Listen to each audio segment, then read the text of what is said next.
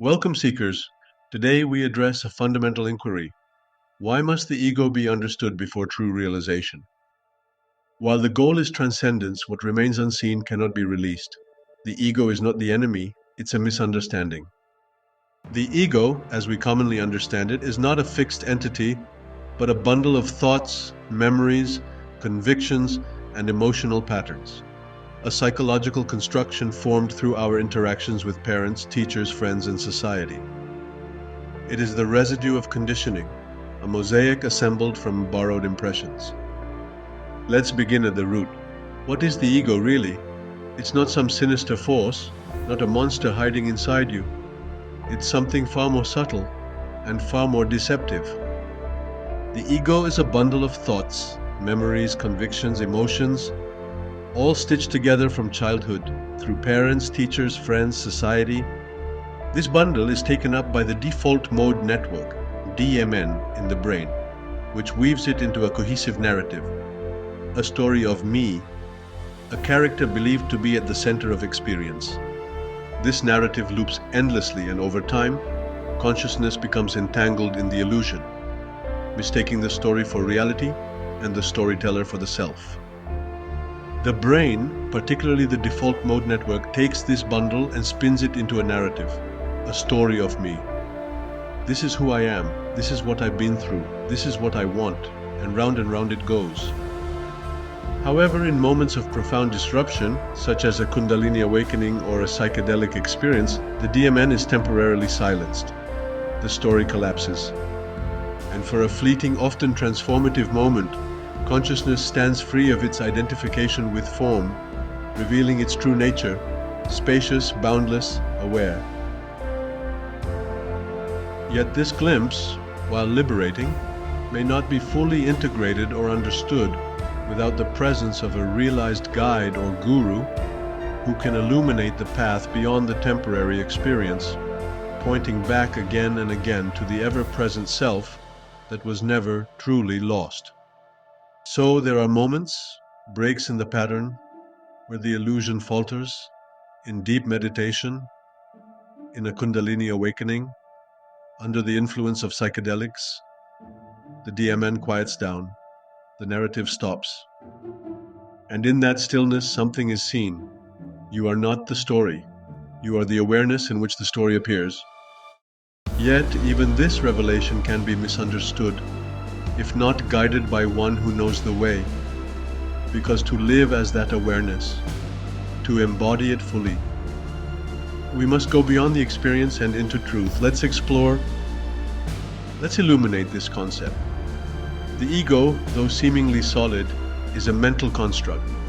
It as a phantom self, a defense against the infinite.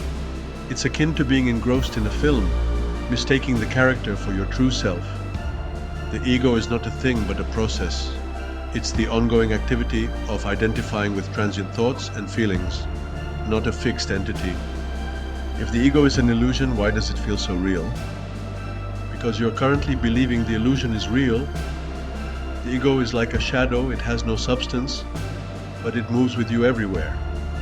Ignoring the ego obscures the path to understanding. Seeing through it, like realizing a nightmare's unreality, dispels fear. The ego fosters separation, a false boundary.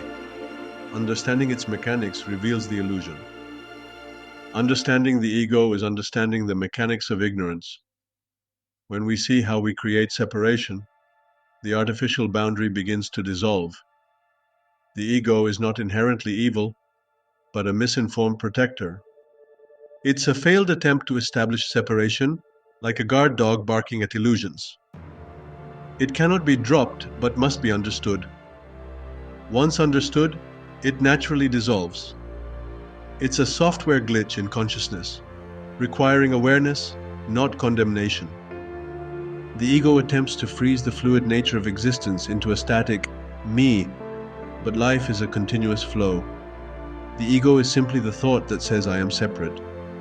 It's a concept, thoughts in your mind, not a reality, and concepts can't contain the infinite.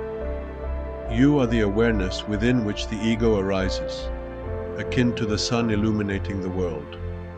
Consciousness precedes and encompasses all. As Advaita Vedanta states, you are Sat Chit Ananda, existence, consciousness, bliss, rest in pure being beyond identification. The ego pulls you into past and future narratives. True nature is found in the stillness of the present.